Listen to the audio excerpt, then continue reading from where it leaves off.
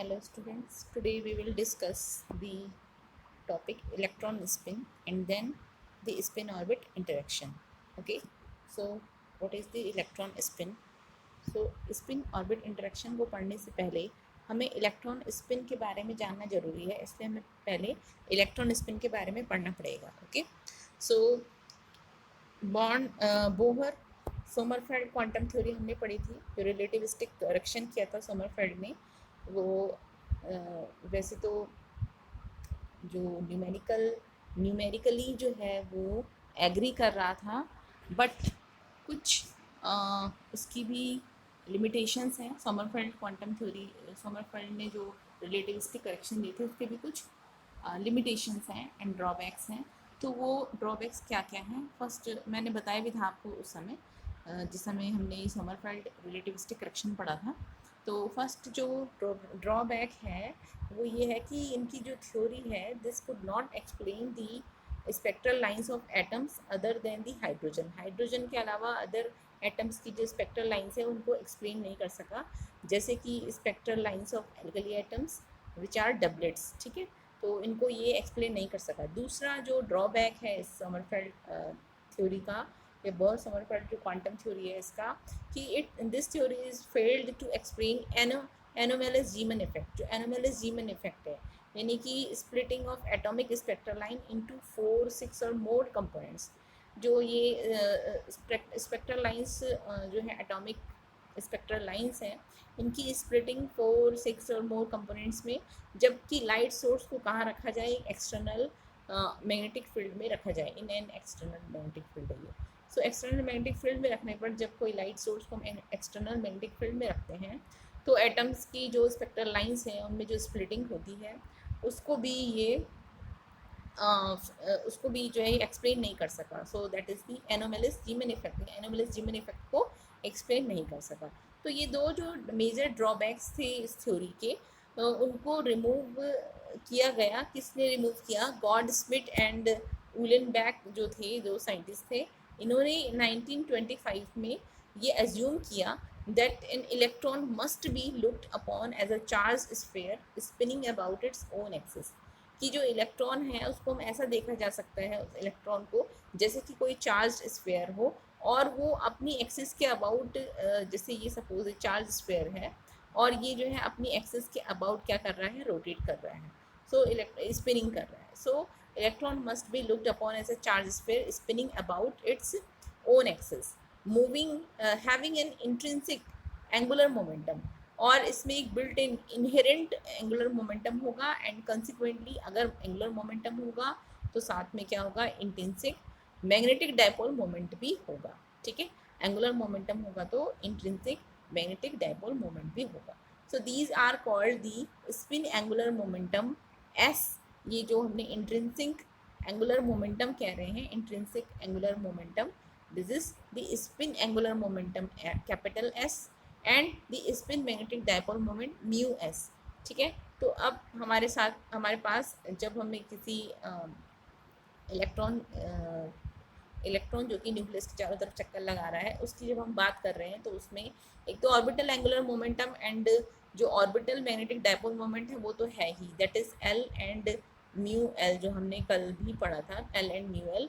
But इसके साथ साथ अब एक स्पिन एंगुलर मोमेंटम और स्पिन मैग्नेटिक डायपोल मोमेंट, ये ये दो टर्म्स भी ऐड हो जाएंगे. ठीक है, तो ये भी अब से इसमें जब भी हम इलेक्ट्रॉन का कॉन्फ़िगरेशन या इलेक्ट्रॉन के बारे में, ये जो एटॉमिक जो एटम है इसके बारे में हम पढ़ रहे हैं, इसकी थ्योरी पढ़ रहे हैं, तो इसमें एक angular momentum, orbital angular momentum तो आएगा ही आएगा, स्पिन एंगुलर मोमेंटम भी आएगा, और स्पिन, क्योंकि स्पिन एंगुलर मोमेंटम है तो स्पिन मैग्नेटिक डायपोल मोमेंट भी आएगा. ठीक है, सो जो वहाँ था कैपिटल एल जो हमने पढ़ा था कि ऑर्बिटल एंगुलर मोमेंटम जो होता है वो due to the orbital motion of electron, electron के ऑर्बिटल मोशन के वजह से होता है, एंड कंसिक्वेंटली म्यू एल. इसलिए अगर जहाँ पर आपका ऑर्बिटल एंगुलर मोमेंटम होगा वहाँ पर ऑर्बिटल मैग्नेटिक मोमेंट भी होगा.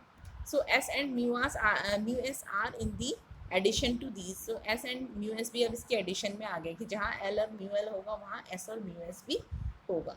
सो मैग्नीट्यूड जो होंगे एस और इसके म्यू एस के, म्यू एस और एस के जो मैग्नीट्यूड होंगे वो वैसे ही होंगे, सिमिलर होंगे जैसे कि हमने एल और म्यू एल की मैग्नीट्यूड्स लिखे थे, और एल और म्यू एल के मैग्नीट्यूड्स हमने देखा था कि ये क्वांटाइज्ड हैं, ठीक है। तो एस के भी हम ऐसे ही लिखेंगे, जो मैग्नीट्यूड होगा spin angular momentum that is S, वो होगा under root S into S plus one H upon two pi. जबकि वहाँ पर आपने देखा था ऑर्बिटल एंगुलर मोमेंटम का जो मैग्नीट्यूड होता है वो under root L into L plus one H upon two pi होता है। तो जब वहाँ पर ऑर्बिटल एंगुलर मोमेंटम ले रहे थे हम, तो यहाँ पर ऑर्बिटल क्वांटम नंबर ले रहे हैं, और ये जो एस यानी कि magnitude off spin angular momentum है, ये किसके द्वारा क्वांटाइज होगा, ये होगा spin quantum number that is small S, इसके द्वारा जो है ये क्या होगा, क्वांटाइज होगा, ठीक है। और स्पिन क्या होगी, हाफ होगी, ओके। तो एस जो होगा वो क्या होगा, half into half plus one, S into S plus one है अंडर रूट में, तो half into half plus one H upon two pi that is under root three by two h upon two pi. So this is equation first. Now the component of S along a magnetic field parallel to the Z direction. अभी जो S का जो Z direction में जो component है, यानी कि spin angular momentum का जो Z direction में component that is SZ, वो भी क्या होगा, क्वांटाइज्ड होगा। और जैसे हमने LZ लिखा था ना, Z component of the orbital angular momentum ml into h upon 2 pi, वैसे ही हमने Z component of the spin angular momentum लिखना है, and this is ms into h upon 2 pi। और वहाँ पर ml जो था वो था ऑर्बिटल मैग्नेटिक क्वांटम नंबर, और यहाँ पर ms जो है वो है spin magnetic quantum number. Similarly यहाँ पर जो स्पिन मैग्नेटिक क्वांटम नंबर है वो s वैल्यू के लिए, स्मॉल s वैल्यू के लिए जो उसकी वैल्यूज़ होंगी स्पिन मैग्नेटिक क्वांटम नंबर की, वो होंगी 2s plus one values, 2s plus one values, ठीक है। 2s प्लस वन वैल्यूज़ होंगी, और अगर हम s की जगह पे स्पिन हम हाफ रख रहे हैं, तो स्पिन हाफ रखने पर 2 into half plus one that is 2 values. तो कितनी वैल्यूज़ होंगी, 2 वैल्यूज़ होंगी, और 2 वैल्यूज़ वो कौन कौन सी होंगी, plus half and minus half that is plus s and minus s, ठीक है। तो स्पिन s के लिए 2s प्लस वन वैल्यूज़ होंगी, ms की जो है 2s प्लस वन वैल्यूज़ होंगी, और वो कौन कौन सी होगी, s एंड माइनस s, ठीक है। दो वैल्यूज़ हैं, और अगर हम यहाँ पर वहाँ हाफ रख देते हैं तो दो वैल्यूज़ आ रही है, वो कौन कौन सी होगी, plus half and minus half, ठीक है। सो एस जेड जो है it can be return as plus half H upon two pi and minus half H upon two pi, because हमने लिखा था एस जेड जो होगा वो M S into H upon two pi होगा, M S into H upon 2 pi. So plus half into h upon 2 pi and minus half into h upon 2 pi. Now the gyromagnetic ratio for the electron spin, gyromagnetic ratio जो होगा electron spin के लिए वो क्या होगा, हमें पता है, हमने gyromagnetic ratio जो है वो पढ़ा था ऑर्बिटल मोशन में, तो म्यू एल अपॉन एल जो हमने पढ़ा था वो पढ़ा था E/2m होता है, ठीक है। और यहाँ पर जो गायरोमैग्नेटिक रेशियो है इलेक्ट्रॉन स्पिन के लिए, वो किस किस का रेशियो होगा, म्यू एस एंड एस का रेशियो, दोनों का मैग्नीट्यूड है इनका रेशियो। तो ये ऐसा एक्सपेरिमेंटली जो डेटा है उससे ऑब्जर्व किया गया कि म्यू एस और एस का जो रेशियो आता है वो 2 into gyromagnetic ratio of this mu L and L, ये वाले गायरोमैग्नेटिक रेशियो की 2 टाइम्स होगा, ठीक है। तो 2 टाइम्स होगा, तो ये हम इसको लिख सकते हैं 2 इंटू ई अपॉन 2m, तो ये आ गया आपके पास 2 into e upon 2m।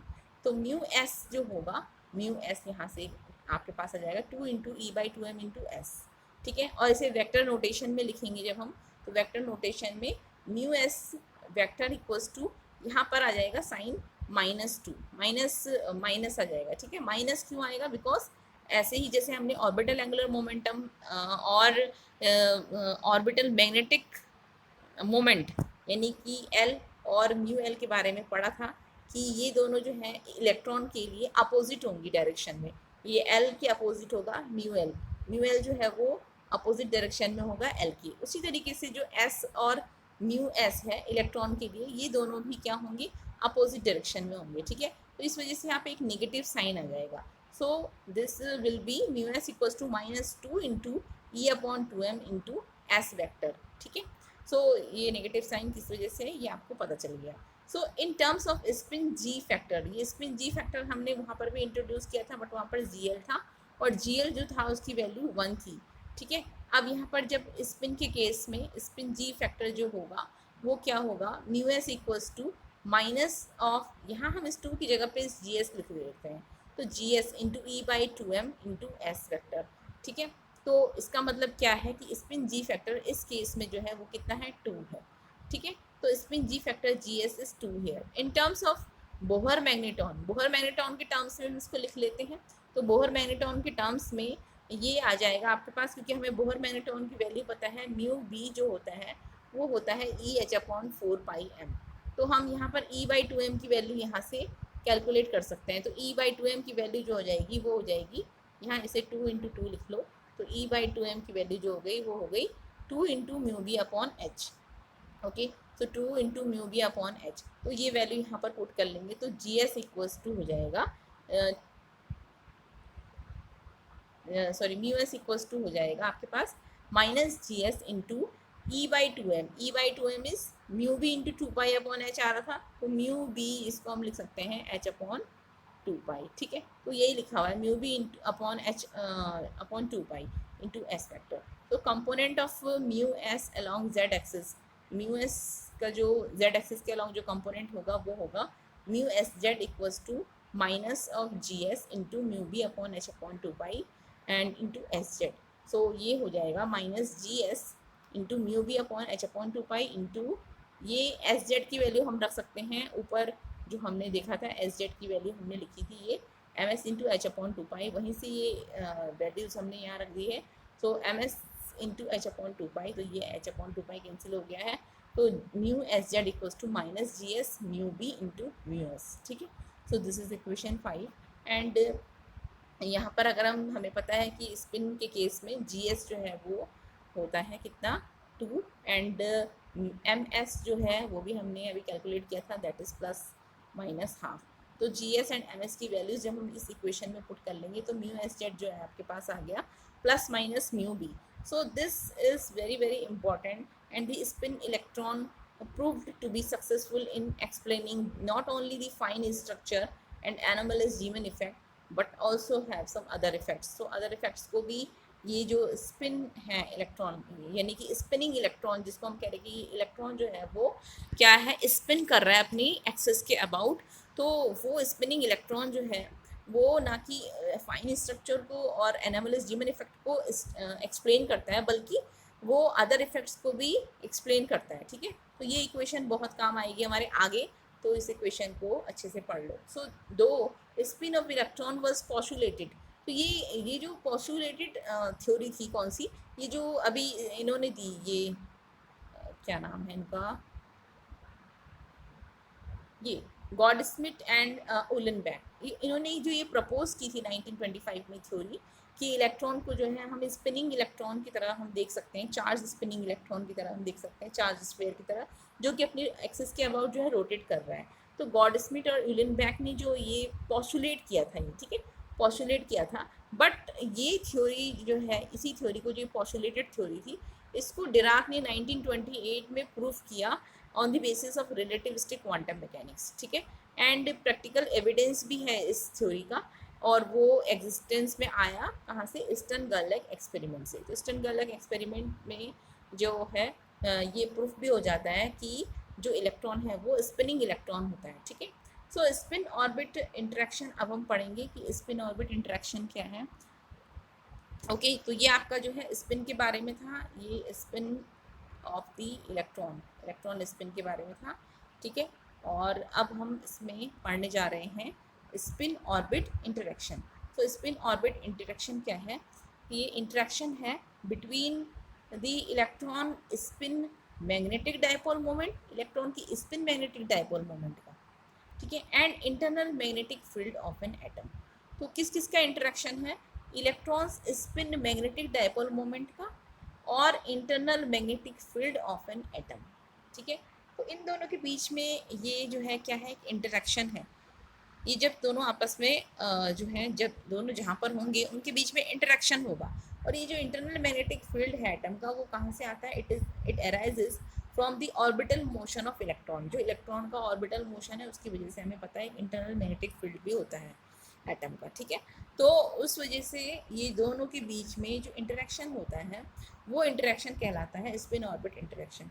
So internal magnetic field ये जो अब इसको हम स्पिन ऑर्बिट इंटरेक्शन क्यों कहते हैं, यहाँ पर तो हमने देख लिया electron spin magnetic dipole moment जो है, और यहाँ पर देख लिया हमने इंटरनल मैग्नेटिक फील्ड। तो हमें पता है कि इंटरनल मैग्नेटिक फील्ड जो है it is also related two electrons orbital angular momentum. Electron की जो ऑर्बिटल एंगुलर मोमेंटम है ये इससे क्या करता है, रिलेट करता है, ठीक है, इस पे डिपेंडेंट है, इससे रिलेट करता है ये इलेक्ट्रॉन्स ऑर्बिटल एंगुलर मोमेंटम से। तो क्योंकि ये इंटरनल मैग्नेटिक फील्ड जो है वो इंटरेक्ट कर रहा है electron spin magnetic dipole moment के साथ, और इंटरनल मैग्नेटिक फील्ड खुद जो है वो किससे रिलेटेड है, इलेक्ट्रॉन्स ऑर्बिटल एंगुलर मोमेंटम से। तो हम कह सकते हैं कि स्पिन और ऑर्बिट का यहाँ पर क्या हो रहा है, इंटरेक्शन हो रहा है। तो due to this this is called the spin orbit interaction. Okay, so though it is a weak interaction, भले ही ये एक वीक इंटरेक्शन है बट रिस्पॉन्सिबल है partly for the fine structure of the excited states of one electron atoms. But one electron atom की जो excited states हैं उनके फाइन स्ट्रक्चर के लिए भी ये पार्टली रिस्पॉन्सिबल है, ठीक है। सो इसको हमें स्पिन ऑर्बिट इंटरेक्शन देखने के लिए स्पिन ऑर्बिट इंटरेक्शन की वजह से जो शिफ्ट इन एनर्जी है या टर्म शिफ्ट जो होगी वो हमें देखना है, तो उसको हमें डिराइव करना है यहाँ पर, ठीक है। तो आपके पास क्वेश्चन भी एग्जाम में इस तरीके से आएगा, टर्म शिफ्ट निकालने के लिए या टर्म वैल्यू जो है इसमें निकालने के लिए, ये एनर्जी में कितनी शिफ्ट आई वो निकालने के लिए, ठीक है। सो आपको पता है इलेक्ट्रिक फील्ड जो होगा ई, जिसमें कि इलेक्ट्रॉन मूव कर रहा है, वो होगा E equals to 1/4πε0 ZE/r² into R vector R upon R, this is actually the R unit vector से, ठीक है। So and magnetic field in a reference frame fixed with the electron. अच्छा, ये जो इलेक्ट्रॉन है, इलेक्ट्रॉन के reference frame में अगर हम देखें, जो कि हम मान सकते हैं कि रेफरेंस फ्रेम जो इलेक्ट्रॉन के साथ फिक्स है, ठीक है, यानी कि इलेक्ट्रॉन की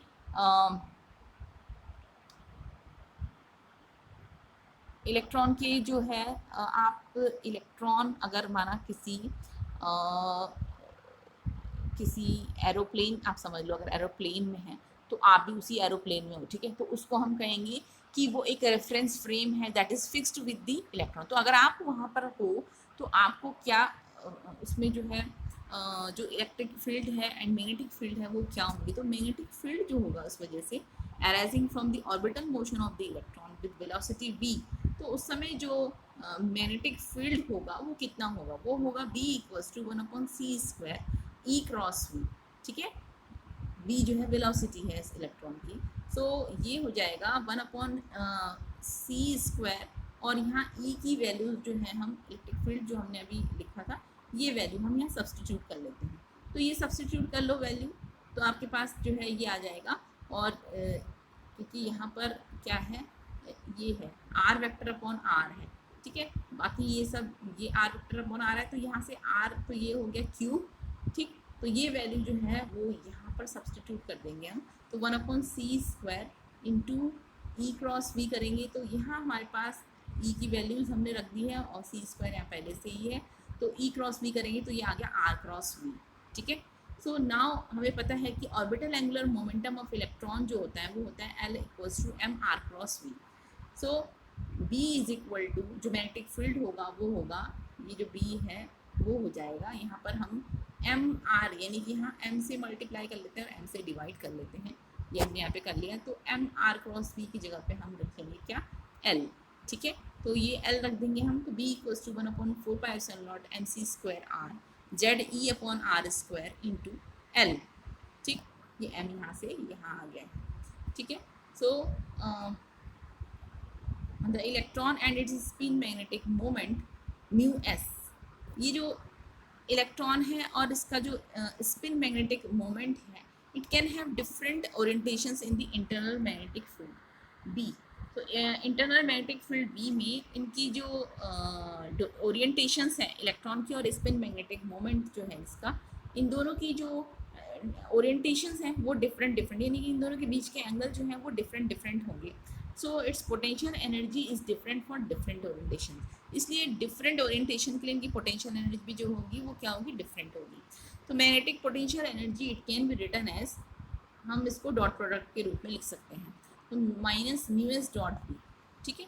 सो म्यू एस जो है इसकी वैल्यू हम सब्सटीट्यूट कर लेंगे, म्यू एस की वैल्यू जो है वो हमने इन टर्म्स ऑफ एस अभी हमने बताई थी, वो क्या है, जी एस माइनस की G S upon e by two m, तो इंटू एस वेक्टर, ठीक है। तो ये वैल्यू जो है हमने गायरोमैग्नेटिक रेशियो जो था वो ही वहीं से हमने लिख ली है। स्पिन के लिए जो गायरोमैग्नेटिक रेशियो अभी हमने बताया था वही हमने लिख ली है। सो जी एस की वैल्यू हमें पता है 2 है, तो ये 2 ये यहाँ पर हमने 2 लिख दी है, ठीक है। ये यहाँ प्लस है, ओके, ये माइनस नहीं है।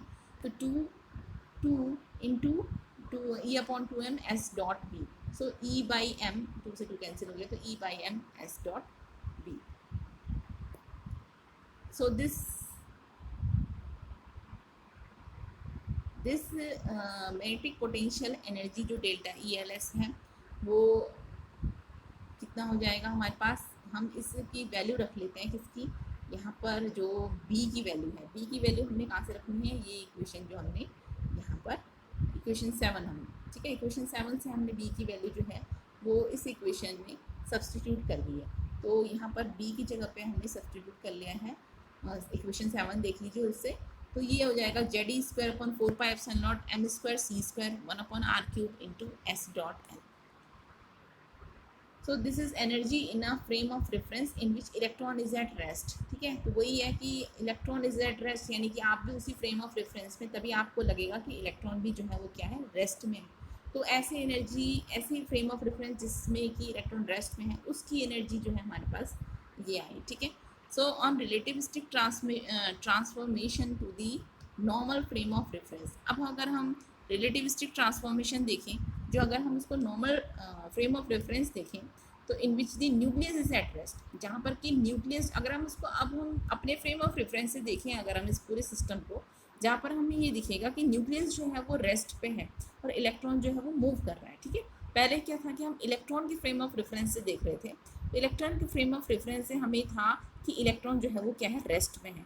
बट अगर हम अपना फ्रेम ऑफ रेफरेंस से इसको देखें तो हमें ये लगेगा कि जो न्यूक्लियस है वो रेस्ट पे है और इलेक्ट्रॉन जो है वो इसके चारों तरफ चक्कर लगा रहा है, जैसे कि हमें पता ही है, ठीक है। तो वो जो है रिलेटिविस्टिक ट्रांसफॉर्मेशन है। तो रिलेटिविस्टिक ट्रांसफॉर्मेशन जब हम करते हैं नॉर्मल फ्रेम ऑफ रेफरेंस में, जहाँ पर कि न्यूक्लियस जो है वो रेस्ट पे होता है, तो एनर्जी जो है it is reduced by the factor 1/2।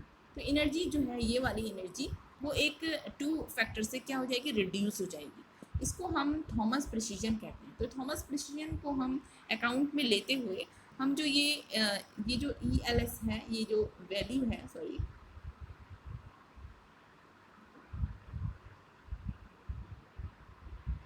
ये जो एनर्जी है, ये एनर्जी वैल्यू क्या हो जाएगी, ये हो जाएगी, देखो, जेड ई स्क्वायर, यहाँ पर इतना है पूरा, और इसको हम 2 से रिड्यूस कर देंगे तो ये हो जाएगा 1/2, एक फैक्टर और आ जाएगा, यानी कि जेड ई स्क्वायर अपॉन 8 हो जाएगा, 8 pi epsilon naught M square C square into 1 upon are cube S dot L. Now to express this in terms of quantum numbers L S and J. तो अगर हम इनको quantum numbers L S and J में इसको express करते हैं, तो उसके लिए हमें ये देखना पड़ेगा, ये मैंने आपको ये जो है वेक्टर मॉडल ऑफ एटम है, वेक्टर मॉडल ऑफ एटम, ठीक है। वेक्टर मॉडल ऑफ एटम आपने पहले भी पढ़ा होगा, उसमें हम जो कैपिटल, ये जो जे है, टोटल जो जे है, जो एंगुलर मोमेंटम है, वो ऑर्बिटल एंगुलर मोमेंटम और स्पिन एंगुलर मोमेंटम का जो है वो सम होता है, ये वेक्टर सम होता है, ठीक है। तो ये उसमें हमने, वो मैंने आपको पढ़ाया नहीं है बिकॉज अभी हमें बहुत जल्दी जल्दी सिलेबस थोड़ा कवर करना है। सो अगर हमें ये जो है क्वांटम नंबर्स के टर्म्स में हमने इसको एक्सप्रेस करना है, जो एनर्जी हमने अभी निकाली, तो उसके लिए हमें ये वेक्टर मॉडल जो है एटम का वो लेना पड़ेगा, and in this J equals to L plus S. So taking this self dot product, अगर हम इसका सेल्फ डॉट प्रोडक्ट ले लें तो ये हो जाएगा हमारा जे डॉट जे, ठीक है। तो जे डॉट जे जब हम निकालेंगे तो राइट हैंड साइड में भी हो जाएगा L plus S dot L plus S. तो J dot J equals to, यहाँ हम इसको खोल लेंगे तो एल डॉट एल एंड फिर then S dot S and then 2s dot L, okay. So S dot L जो है यहाँ से निकाल सकते हैं, एस डॉट एल, वो कैसे, इनको इधर ले जा लो तो ये हो जाएगा आपका जे डॉट जे, और इसको इधर ले गए तो माइनस एल डॉट एल, इसको भी ले गए इधर तो माइनस एस डॉट एस, ठीक है। और यहाँ क्योंकि एस डॉट एल के साथ 2 भी है, तो यहाँ जब हम इसको इधर, इसको पूरा इधर ले जा लेंगे तो ये 1/2 भी आ जाएगा। तो एस डॉट एल की वैल्यू कुल मिला के यहाँ से निकालनी है, तो एस डॉट एल जो हो जाएगा 1/2 जे डॉट 1/2 जे डॉट जे minus L dot L minus S dot S. ठीक है, तो ये जे डॉट जे जो है वो जे स्क्वायर हो जाएगा, एल डॉट एल जो है वो एल स्क्वायर हो जाएगा और एस डॉट एल जो है एस स्क्वायर हो जाएगा। तो 1/2 ये जे जो है इसकी वैल्यू आपको पता है, जैसे कि हमने एल की वैल्यू जो होती है वो √L+1 h/2 होती है। ठीक है, एस की वैल्यू होती है √S/(s+1 h/2 उसी तरीके से कैपिटल जे जो होता है angular momentum, total angular momentum, उसकी वैल्यू होती है j/j+1 h/2 अंडर रूट में j/j+1 h/2। ठीक, तो वही जे स्क्वायर एल स्क्वायर और एस स्क्वायर की वैल्यू यहाँ सब्सटीट्यूट कर दी हमने, तो ये आ गया आपके पास। Now delta E L S जो है आपके पास, जो एनर्जी वैल्यू है वो उसमें जो एनर्जी वाला जो इक्वेशन है, देखो ये वाली इक्वेशन, यहाँ पर हमें वैल्यू सब्सटीट्यूट करनी है एस डॉट एल की। तो ये एस डॉट एल की वैल्यू यहाँ से सब्सटीट्यूट कर लो आप, इस वाले ये एस डॉट एल की वैल्यू, तो ये सब्सटीट्यूट कर ली हमने और हमारे पास मैंने एज इट इज़ सब्सटीट्यूट कर ली है, यानी कि ये टर्म जो है एज इट इज़ यहाँ लिख दिया है। ठीक है, बाकी ये टर्म पहले से ही था और एस डॉट एल की वैल्यू ये लिख दी है। तो हमारे पास ये सब मल्टीप्लाई कर लो 1/2 h²/4π² दैट इज h²/8π² की यहाँ मल्टीप्लाई कर लेंगे, तो हमारे पास ये आएगा z² e² h²/64π³ ε0 n² c² into 1/r³ this. ठीक है, now 1/r³ is not constant, ये 1/r³ जो यहाँ पे कॉन्स्टेंट नहीं है during the electron motion, so we must take its average value over the unperturbed motion. Unperturbed motion के लिए हमें इसकी एवरेज वैल्यू लेनी पड़ेगी, तो एवरेज वैल्यू को हमने ये 1/r³ के ऊपर एक बार लगा के शो किया है। So delta E L S जो है वो हमारे पास ये इक्वेशन आ गई है पूरी। ठीक है, इसको मैंने यहाँ 4πε × 16π² m² c² के फॉर्म में लिख दिया। Now the average value of 1/r³ is evaluated by using a generating function representation for the hydrogen radial eigenfunction r and l। तो ये आपने ज़रूर सॉल्व किया होगा हाइड्रोजन एटम का, जब आपने सॉल्यूशन निकाला होगा हाइड्रोजन एटम के लिए जो वेव फंक्शन निकाला होगा, तो उसमें आपने ज़रूर ये सॉल्व किया होगा। तो वहाँ पर से हम ये सीधे लिख सकते हैं, इसका जो वैल्यू है that is average of 1/r³, तो वो आती है आपके पास z³/a0³ n³ l into l+12 l+1।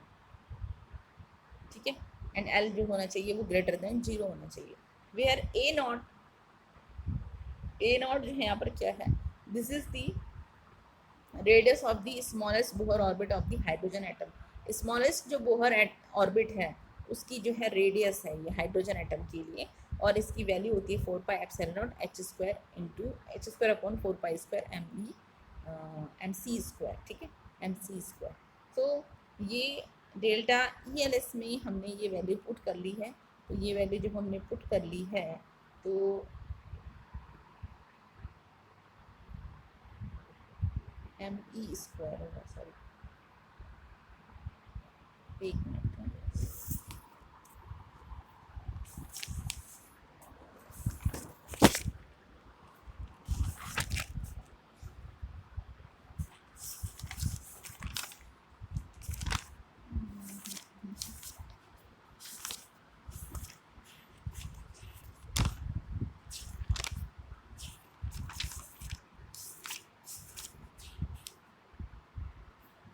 a0 की वैल्यू में इस me² है, सॉरी ये me² है। ठीक है, ये me² है, ये e² है।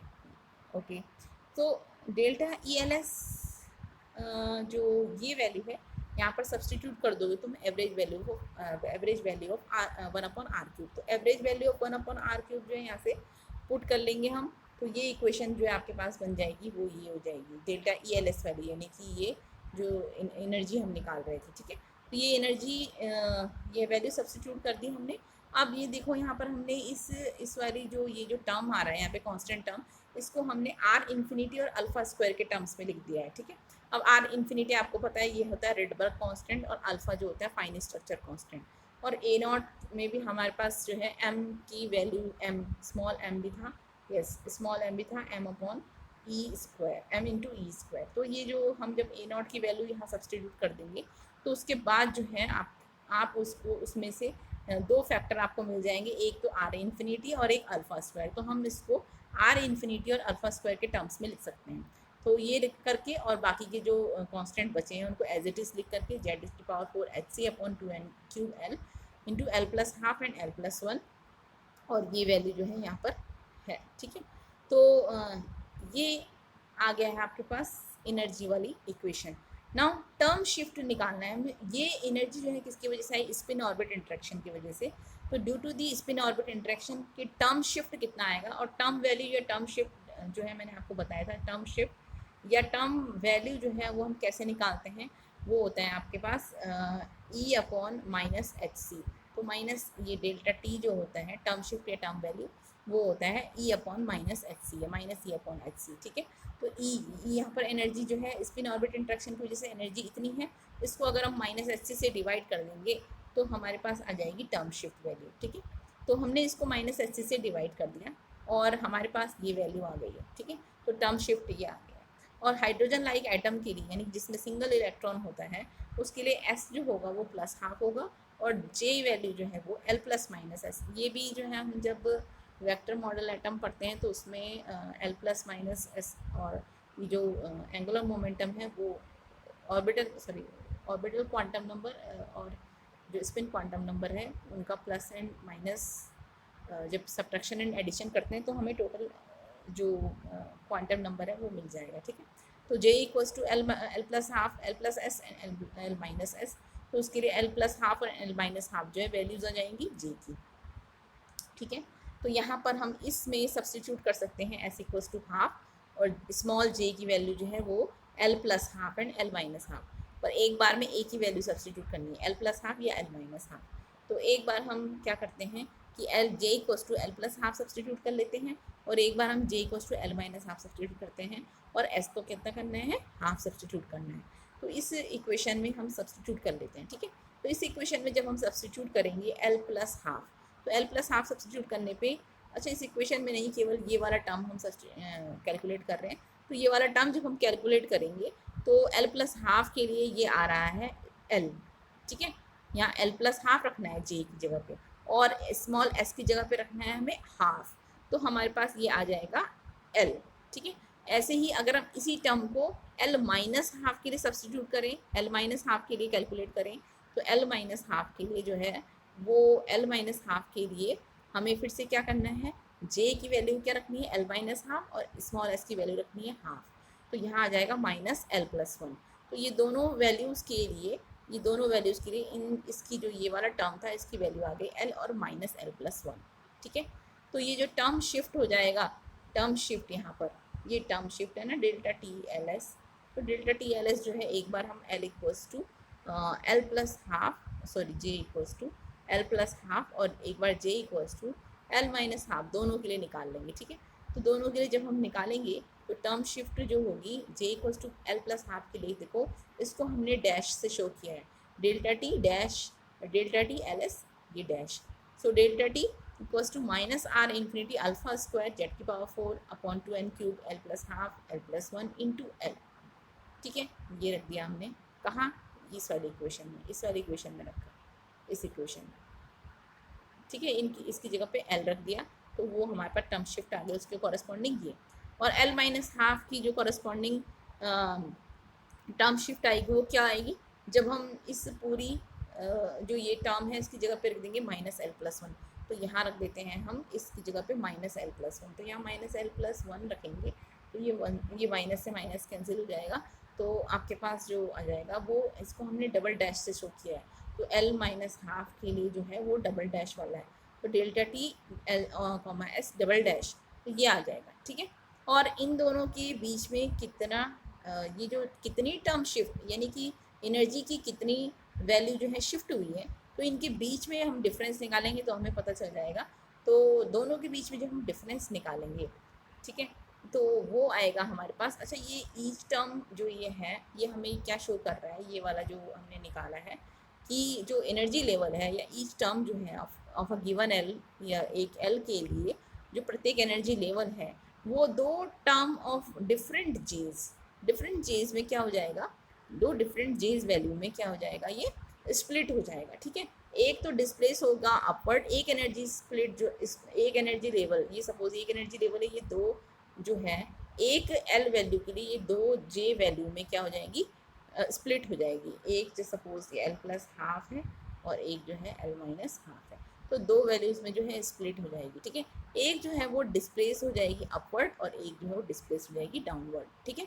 तो डिफरेंस जो होगी यानी कि जो इनके बीच जो ये जो शिफ्ट हुआ है, देखो यहाँ से ये एनर्जी लेवल इतना शिफ्ट हुआ है और यहाँ से ये एनर्जी लेवल इतना डाउनवर्ड शिफ्ट हुआ है, तो इनके बीच की जो डिफरेंस है वो डिफरेंस कैसे निकलेगी, वो डिफरेंस जो है वो टर्म शिफ्ट जो दोनों आई थी J equals to L plus half और एल माइनस हाफ, दोनों की अगर हम डिफरेंस निकाल दें टर्म शिफ्ट की, तो डिफरेंस निकालने के लिए हमने क्या करा, इन दोनों का जो है सब्ट्रैक्ट कर लो इससे इसको, ठीक है। तो डेल्टा इससे इसको जब सब्ट्रैक्ट करेंगे तो देखो ये तो पॉजिटिव है और ये माइनस है यहाँ पर, तो जब हम ये सब्ट्रैक्ट करेंगे तो ये और यहाँ माइनस और ये वाला टर्म जब हम यहाँ रखेंगे तो ये पॉजिटिव हो जाएगा, ठीक है। तो ये क्या हो जाएगा, ये जुड़ जाएंगे आपस में, कौन से, ये टर्म तो कॉमन है दोनों में देखो, और ये वाले टर्म जुड़ जाएंगे कौन से, L plus one and L, तो कुल मिलाकर के यहाँ क्या हो जाएगा L plus one plus L, ठीक है, यानी कि two L plus one, two L plus one हो जाएगा, ठीक। तो टू एल प्लस वन जब हम यहाँ रख देंगे तो ये हो जाएगा, देखो ये टर्म तो इतना ही रहेगा, ये वाला टर्म देखो केवल ये वाला, ठीक है, ये वाला टर्म ऐसे ही रहेगा, वन अपॉन इस एल प्लस हाफ को जब हम सॉल्व करेंगे तो टू एल प्लस वन आएगा, ठीक है, अपॉन टू होगा इंटू एल प्लस वन होगा into two L plus one, यहाँ ये वाला टू एल प्लस वन, तो ये कैंसिल हो जाएगा और ये वन अपॉन टू जो है वो इस वाले टू से कैंसिल हो जाएगा, तो अपॉन में क्या रहेगा यहाँ पर एल प्लस वन बचेगा, ठीक है, एल प्लस वन बचेगा और ये आ जाएगा हमारा ये डेल्टा टी, यानी कि जो इनमें जो ये शिफ्ट हुई थी, ये एनर्जी लेवल जो शिफ्ट हुई थी अपवर्ड और डाउनवर्ड, इनके बीच में जो डिफरेंस है ये डिफरेंस आया हमारे पास इतना, ठीक है। तो यहाँ पर अगर हम आर इन्फिनिटी रिडबर्ग कांस्टेंट की वैल्यू पुट करते हैं, जो मैंने कि बताई थी आपको जब लेक्चर लिए थे तो उसी में बताया था, और अल्फ़ा जो फाइन स्ट्रक्चर कांस्टेंट है 1/137 जिसकी वैल्यू होती है, तो ये वैल्यूज़ जब हम सब्सटीट्यूट कर देंगे यहाँ इस इक्वेशन में तो हमारे पास आएगा 584 इंटू ये सब कैलकुलेट करने के बाद ये आ जाएगा Z square upon N cube L into L plus one, Z square Z की power 4 sorry N cube upon L into L plus one, और ये वैल्यू हमने कैलकुलेट कर ली है, ठीक है, मीटर इनवर्स में, और इसको सेंटीमीटर इनवर्स में कन्वर्ट करेंगे तो यहाँ से हम 100 की डिवाइड कर देंगे तो 5.84 into this, so this is in centimetre inverse, तो डेल्टा टी जो है वो सेंटीमीटर इनवर्स में ये है और मीटर इनवर्स में ये है। तो स्पिन ऑर्बिट इंटरेक्शन स्प्लिटिंग है ये, और इसकी वजह से हमारी स्पिन ऑर्बिट इंटरेक्शन की वजह से जो टर्म शिफ्ट आ रही है एनर्जी में वो ये आ रही है, ठीक है। And spin orbit interaction splitting जो है वो हम देख सकते हैं कि जेड ये सॉरी जो है यस जेड जितना जितना ज़्यादा होगा उतनी ही ये जो स्प्लिटिंग है वो क्या होगी, इंक्रीज़ होगी, यानी कि ज़्यादा जेड वैल्यू के लिए ये स्प्लिटिंग भी क्या होगी, ज़्यादा होगी, ठीक है, और कम जेड वैल्यू के लिए जो स्प्लिटिंग होगी वो क्या होगी, कम होगी, ठीक है। और जो एन है, एन वैल्यू देखो स्मॉल होगी, ये किसके लिए स्प्लिटिंग कम किसके लिए होगी, एन ज़्यादा एन वैल्यू और हाई एल वैल्यू, तो हाई एन वैल्यू और हाई एल वैल्यूज़ के लिए जो शिफ्ट है वो कम होगा, ठीक है, और हाई जेड वैल्यू के लिए शिफ्ट जो है वो क्या होगा, ज़्यादा होगा, ठीक है। तो this was all about the spin orbit interaction. Spin orbit interaction के अगर क्वेश्चन आता है तो आपको ये सब कुछ इसमें लिखना पड़ेगा, ठीक। तो आज के लिए इतना ही, ओके।